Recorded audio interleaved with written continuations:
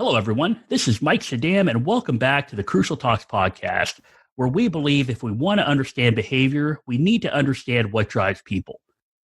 One of the fundamentals of this podcast is appreciative inquiry as a way to work toward excellence in our systems. It's a way that we can actually look at people and human behavior and understand how powerful our communication, the conversations we have truly are.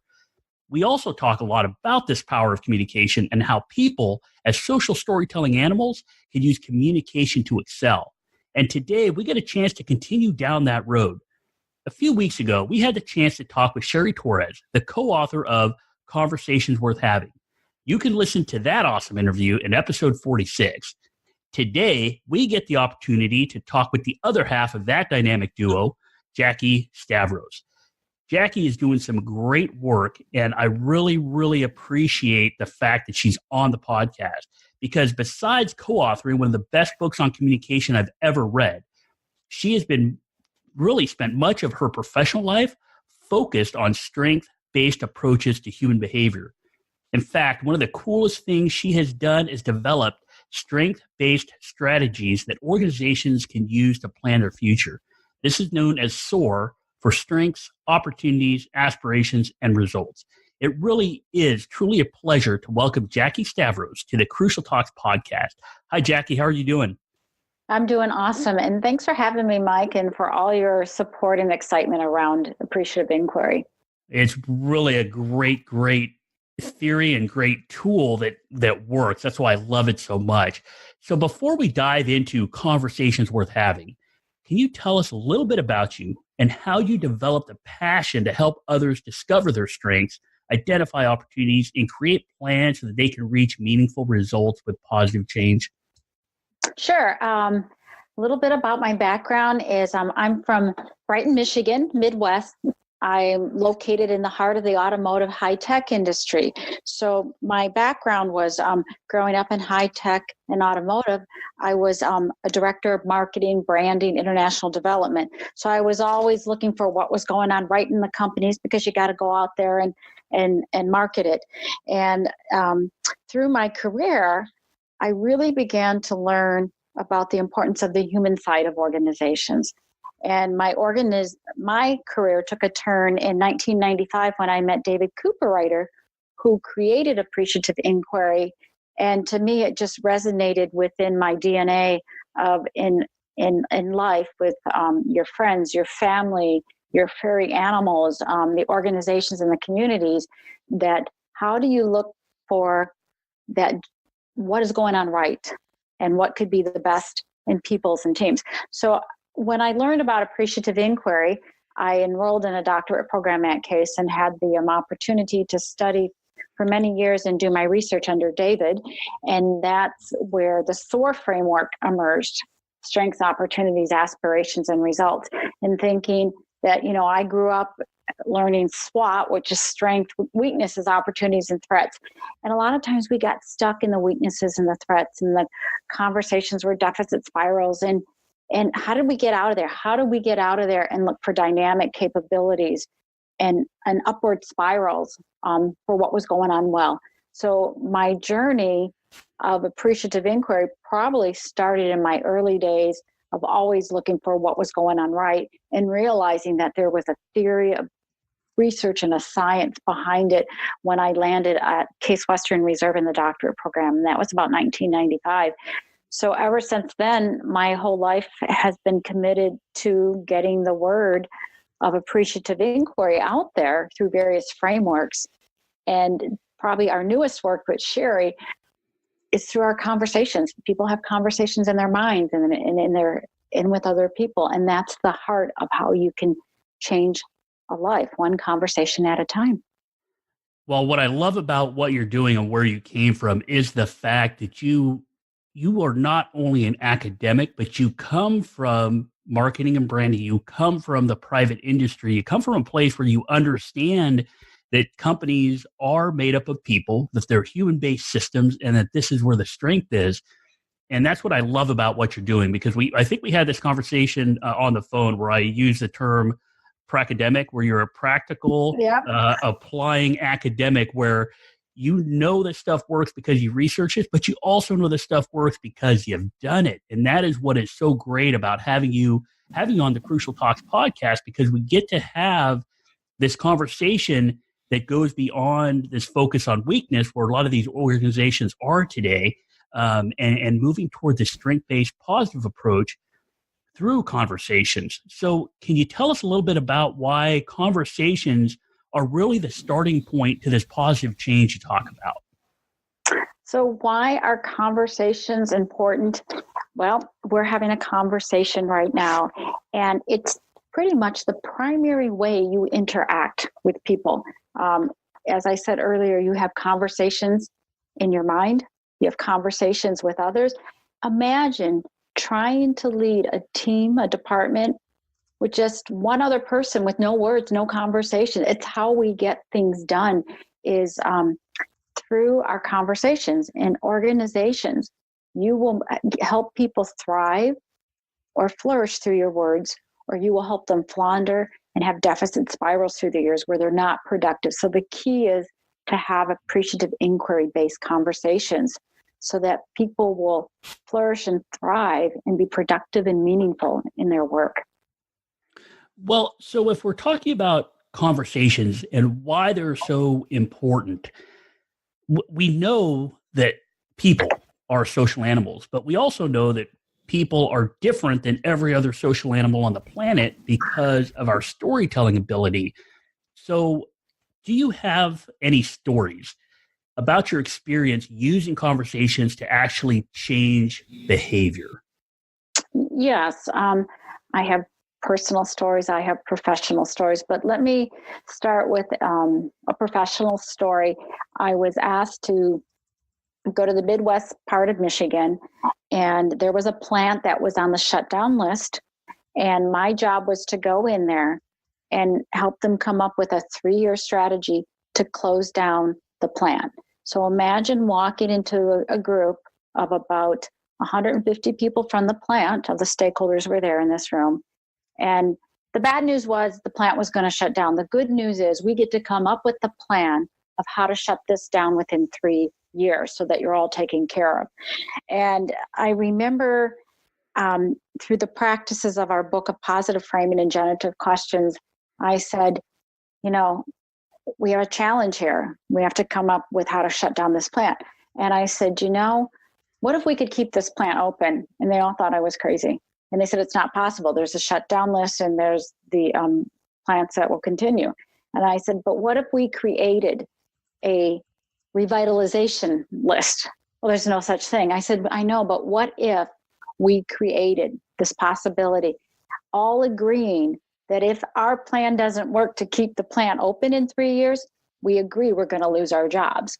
So the bad news becomes now losing the job. The good news is, what if we could have this revitalization list? And we spent 2 days looking at the strengths of the plant, the innovations, what they were doing well, what was possible, what could be, their aspirations. And we brought a plan to the holding company of how to revitalize this plant, knowing that by year 2, we will begin to do the layoffs if we can't turn it around within 18 to 24 months, that we were going to lose our jobs. And the holding company took the plan. Plant's never shut down. Plant was open. It was revitalized. And, I was just the facilitator through positive framing and generative questions, help them come up with a plan to keep their plant open. So let me ask you this then, and I think I did this with Sherry too, but I sometimes ask a question I already know the answer to. So the holding company stayed open. They took your plan, and then after implementing it, it stayed open. So let me ask you, did it take new technology to keep the plant open? Or did it take more money? Or did it take new technologies, more people? Or did it just take that conversation? It took a conversation to come up with a strategic plan for the plant and the initiatives that they would do. A lot of them was around process, structure, systems, and how they could be more productive.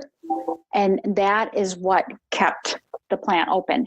And, this is over a decade ago, but they did it. And that's probably the most important thing is they came up with initiatives, and then the holding company approved the plan, knowing that if they couldn't achieve the results that they were looking for, the plant would be shut down. So there was a list before going to your plant is open to shutting down. There's a revitalization opportunity to revitalize the plant. And that's what happened is through their conversations, they had initiatives, and they actually addressed what would have to change in processes, systems, and the way they worked, and what had to be done to turn around the plant so that it did not close down and that it would stay open. So if there was new technologies, I don't know that part, but I do know that plan was approved to see if they could stay open, and they did. So it really was the change. The start of that change really happened from that first question you asked. You didn't just say, hey, what do we need to do to shut down this plant? You asked, you flipped the question, you changed the frame, you changed the lens people were using to view this issue from a negative to a positive.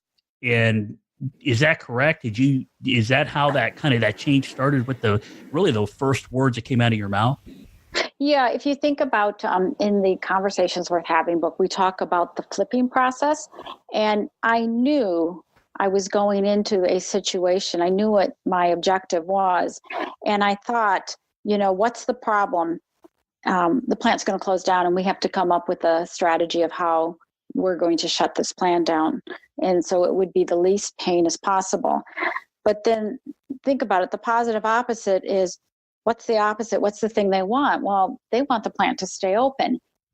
That was, it was easy, but the hardest part, the challenge was, well, how do we frame this to the holding company when they're expecting a shutdown plan? And we came up with a revitalization plan. The bottom line is, if we came up with a 3-year shutdown plan, we would lose our jobs. And with the revitalization plan, if we could meet these results, then we could keep our jobs. And if we couldn't, we're all going to lose our jobs anyways. So we framed it as a revitalization of the plant and what it would take and what would be the initiatives. And they came up with what they could do. And that was the power of framing a conversation worth having. And they came up with the plan. I just helped to facilitate it. And then the plant presented it to the holding company, who said, all right, let's give them a shot here. By using conversation as the framework for change, and by using really the structure of those conversations and the base, the foundation of those conversations coming from appreciative inquiry, I think everybody would really benefit, even though they've heard me talk about it a lot, and they got to hear Sherry talk about it a lot. But from your perspective, I was hoping you could define appreciative inquiry for us, from what it means to you and what it means to how we use conversation as a framework for change. Yes, that's great. So you hear lots of definitions of appreciative inquiry out there, and you folks could go do the Google thing and Google it. But my definition is appreciative inquiry is a very intentional, collaborative discovery of what gives life to a human system when they are most alive. For me, appreciative inquiry is all about finding out what is going on right, what is possible, what might be, and that you're looking for the best in people, in teams, the organizations, and the relevant community around them. So that's the meaning of appreciative inquiry. Some of your listeners who know about appreciative inquiry hear this thing called the 5D cycle. And that's actually a method to deal with larger systems. Like the plan I went into is, we first did a discovery. Then we dreamed about the possibility of what a revitalized plant would look like. That's the second D of dream. And then we actually designed initiatives. We designed what needed to be done to achieve our dream, to be on this revitalization list and have this plant flourishing. And then the fourth D was deliver. How are we going to deliver this? So it was a day and a half that I had with these people, that we did a discovery together. We dreamed, we designed, and we delivered a strategic plan to revitalize the plant. And that's the method of appreciative inquiry. Sometimes it's called the 4D cycle. Sometimes it's the 5D. That 50 is really the first D, is where you define that you're going to use appreciative inquiry, and who are you going to invite into the conversation, and how are you going to get this done. And correct me if I'm wrong here, but appreciative inquiry is a little different than what a lot of other a lot of other departments do, or a lot of other organizations do, because a lot of times these organizations, right, they have an issue, and their first step is really, they think before they can do anything, they sit around and talk about all the problems they're trying to fix. And for me, what I see the differences between appreciative inquiry and other ways of looking at organizations and looking at systems is it doesn't just look at those problems first before it starts to try to do something. Appreciative inquiry understands that it really does start with those questions we ask. The change can actually start right then, as opposed to the other way, which is we're trying to define all these negatives. So yes, that's a really good, because think about that. If appreciative inquiry is the discovery of the best in people, organizations, and communities, and you inquire into not what is wrong, but you inquire into there's got to be something going on, right? What are the strengths? What are the possibilities? And so the inquiry is very generative, and they call it life-giving, and it moves in the other direction. Most people have a problem they want to get fixed, and they become really good at problem solving. Appreciative inquiry invites you to explore through discovery, dream, design, and destiny to create solutions. It's very solution and results focused of what could be. And that's why it's just such a generative way. And generative is that all voices are heard, and there's like a deeper understanding of the situation, and saying, well, what if we try this, and what if we do this? And it makes room for diverse and different perspectives. And that's why appreciative inquiry, one of its other principles, is bringing in the whole system or representation of the system, so that all perspectives are heard to create a solution to move forward. Now, we're talking a lot about systems, and you told a story about an organization.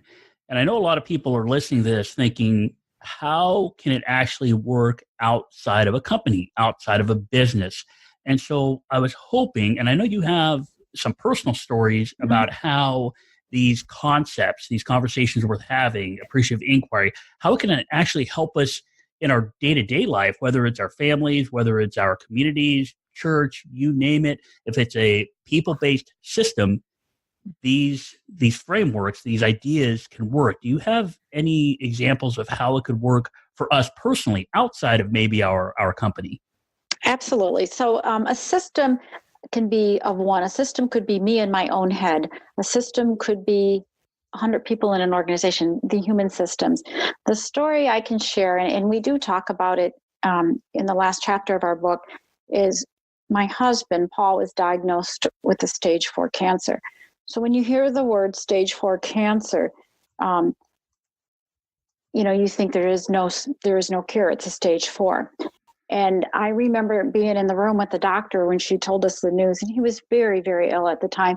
And she said, for lymphoma stage 4, we actually have a 50-50 chance. There is a cure. It's this new chemo cocktail, and she's explaining it.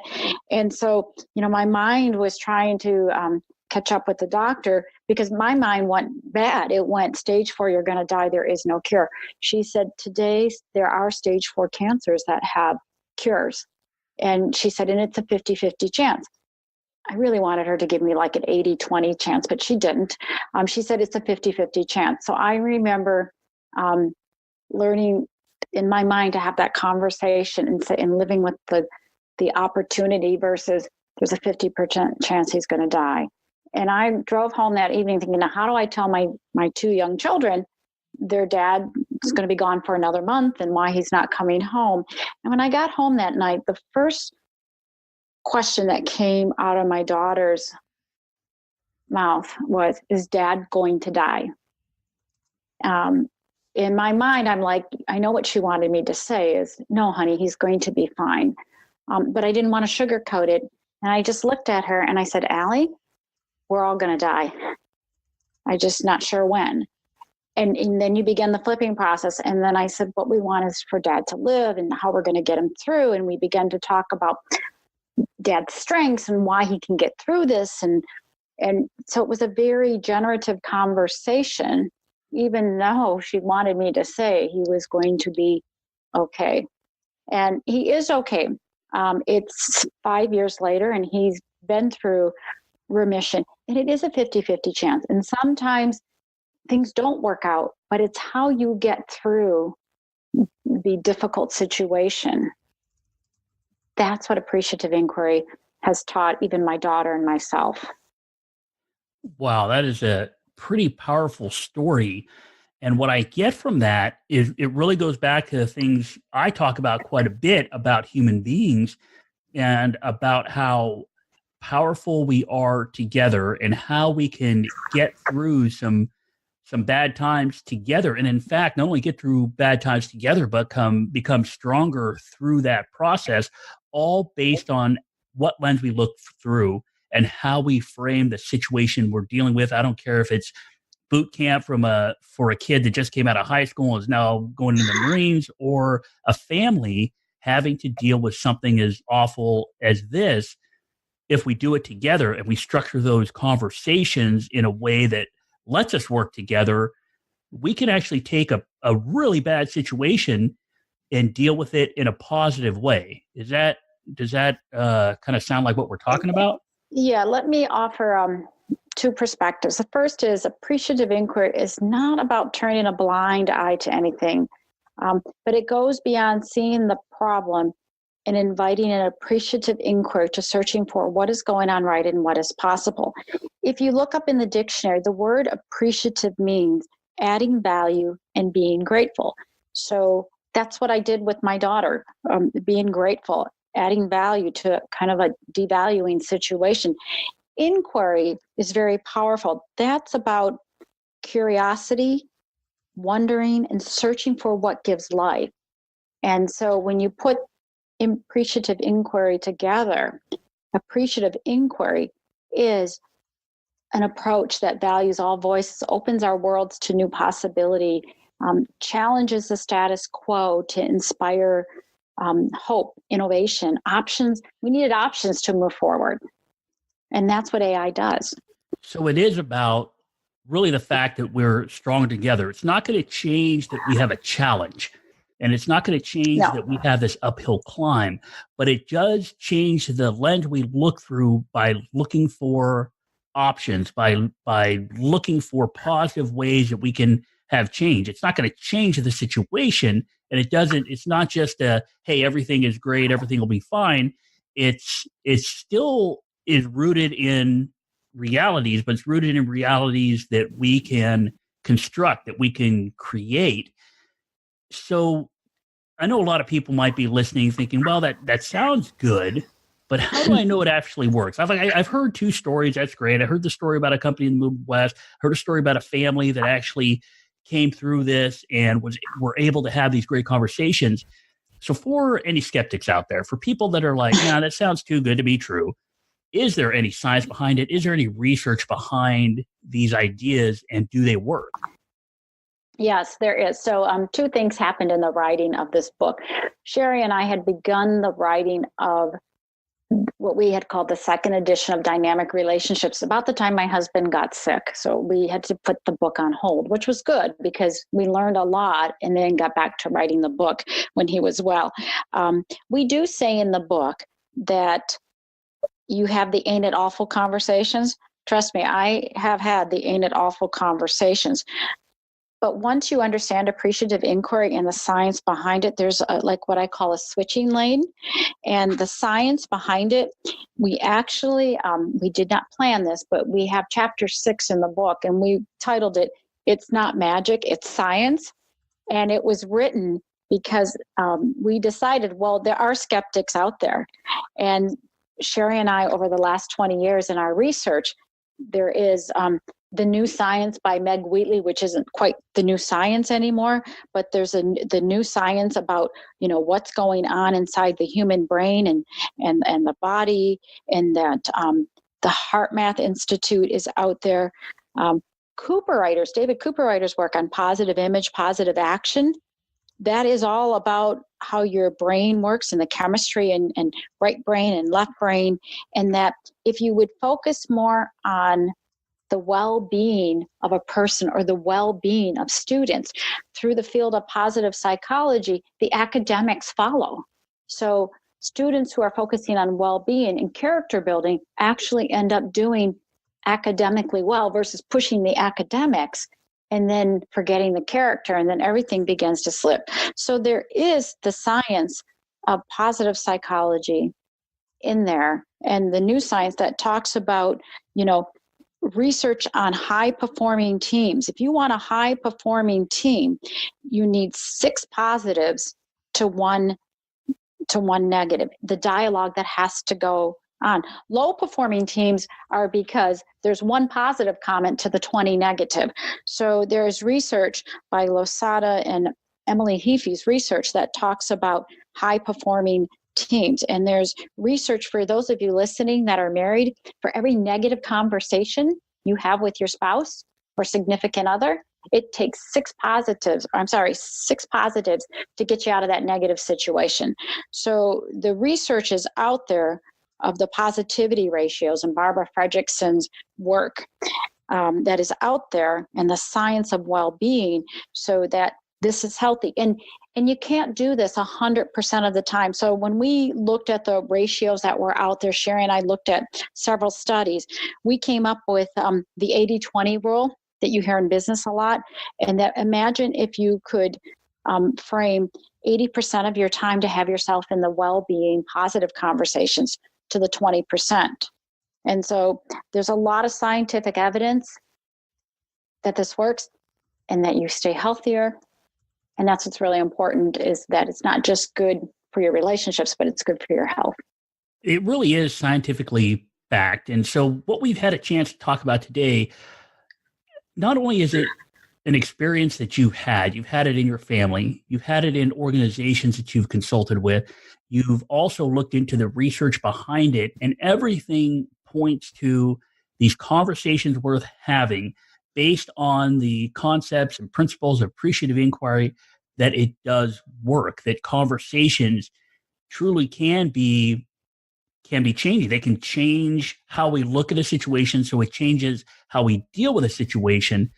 And I just have one further question to ask. We've talked about it in smaller groups like families. We've talked about it at a systems level. Quickly, what about these conversations we have with ourselves?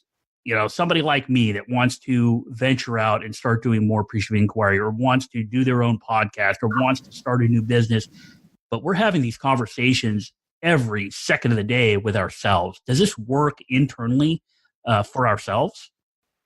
Yeah, there's I'll go back to that 4G cycle. If I could paraphrase it to each of your listeners, if you take time to discover your dreams, then destiny is yours to design. If you take time, you got to find that time to discover your dreams, then destiny is yours to design. And, I believe in the power of positive. For some people, it's positive prayer, positive thinking, and that the conversations you have is what will create your next moment. And start thinking of what you want and instead of what you don't want, and what you hope to happen versus what you don't want to happen. So I would challenge you to put a dose of appreciative inquiry into the conversations into your mind and with your conversations with others. Wow, that's awesome, because I think if we start doing that a little bit every day, we can actually build a sort of a momentum in the conversations we have with other people, with ourselves, that can have this positive impact. So I just wanted to thank you so much for talking with us. Jackie, this has been an awesome conversation. I absolutely loved it, because I'm a strong proponent of this positive way of thinking, strength-based approaches to change. appreciative inquiry is really just a great tool people can use with some really awesome scientifically based principles. And again, I'm totally a fan of this book because it's called Conversations Worth Having, Using Appreciative Inquiry to Fuel Productive and Meaningful Engagement. And the reason I love it so much for everybody out there listening is the fact that you get the book, you use the principles in it. It doesn't cost you a dime to start change. You don't have to buy new technology. You don't have to throw a bunch of money after something. You can just get the book and start using this stuff today. It really is a valuable investment for anybody, where I know, based on everybody I've talked to, not just Jackie and Sherry and people doing appreciative inquiry, but all the other guests that have no idea about this stuff, what they're saying still fits with all of this. So I really, really, really enjoyed this conversation, and I cannot tell you enough that this book is worth getting. And go to conversationsworthhaving.today. That's conversationsworthhaving.today. And you can get more information about it. Take a look at it and then decide if it works for you. And I really think if you get the book, you're going to be pleasantly surprised that you can start using the tools today, right now, with yourself, with your family, with your company, and have a positive impact. So, Jackie, if anybody needs to get a hold of you, and I'm sure they will because they probably have a lot more questions, what's the best way they can get a hold of you, and what can you offer people that do reach out to you? So, two things.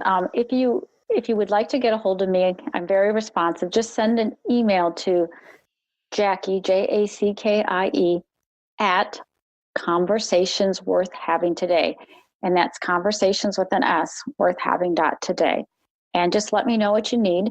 If you go to the book's website, and that's www.conversationsworthhavingtoday, we have an executive summary of the book. You can download that for free. Everything, a lot of the principles and practices we talked about are on our website, and you can download for free the preface and the introduction to the book. And the introduction is by David Cooperrider, and he just really pulled through the main message and how this book is structured. So that stuff you can get from free. Just go visit our website. Well, thank you so much. And I hope everyone got a lot out of this episode, because I know I did. And I believe that appreciative inquiry can get us beyond average to excellence, and that people are social storing animals, which is why we're so successful. So there are other episodes you can listen to.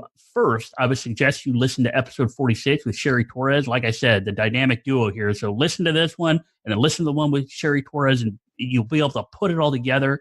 Another episode is episode 39, where I talk about AI, and even episode 22 on capacity building. Those would both be really good ones to listen to.